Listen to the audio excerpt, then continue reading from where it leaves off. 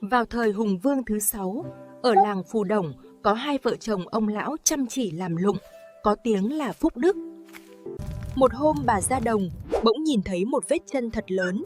Bà kinh ngạc, lấy chân ướm thử vào dấu bàn chân lạ. Không ngờ về nhà, bà thụ thai. Sau 12 tháng, bà sinh được một đứa con trai bụ bẫm, khôi ngô, đặt tên là Giọc. Nhưng lạ thay, đứa bé lên 3 tuổi rồi mà vẫn đặt đâu nằm đấy, cũng không biết nói biết cười. Bây giờ giặc Ân kéo vào xâm phạm bờ cõi nước ta. Chúng rất hung hăng tàn ác, đi đến đâu là đốt phá nhà cửa, giết người cướp. Vua Hùng lo lắng, sai sứ giả đi khắp nước, tìm những tướng tài giúp vua cứu nước.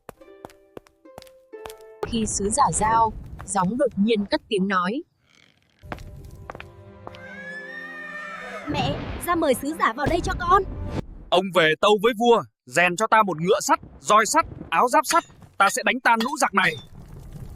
Sứ giả vô cùng kinh ngạc, mừng rỡ về tâu lại với nhà vua. Nhà vua lập tức cho thợ rèn làm việc ngày đêm, làm gấp những thứ cậu bé yêu cầu.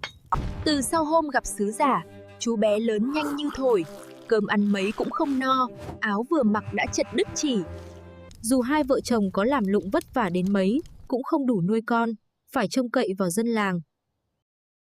Lúc này, quân giặc đã đến gần, mọi người ai nấy đều hoảng loạn. Đúng lúc đó, sứ giả mang ngựa sắt, Thanh sắt, áo giáp sắt cho Gióng. Gióng vươn vai một cái, bỗng trở thành cao lớn, trở thành một anh hùng hùng dũng và đầy uy nghi. Gióng bèn mặc áo giáp sắt, đội nón sắt, cầm roi sắt, cưỡi ngựa sắt, xông thẳng đến quân thù. Quân giặc xông ra chừng nào chết chừng ấy, ngựa sắt thét ra lửa thiêu cháy từng dãy đồn trại của địch. Giặc tan vỡ, đám tàn quân dẫm đạp lên nhau chạy trốn.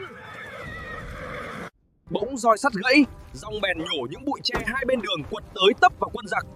Lũ giặc xâm lược bị đánh cho tán tác. Lúc bấy giờ, ngựa của Gióng đã đến chân núi Sóc. Tại đây, Gióng cởi bạ áo giáp, rồi cả người lẫy ngựa cứ thế bay vút lên trời. Vua nhớ ơn, phong là Phù Đổng Thiên Vương và truyền lập đền thờ ngay tại quê nhà của Gióng. Ngày nay, ở làng Phù Đổng vẫn còn một ngôi đền, thường gọi là làng Gióng. Những bụi tre ở huyện Gia Bình bởi vì ngựa phun lửa nên bị cháy mà thành vàng.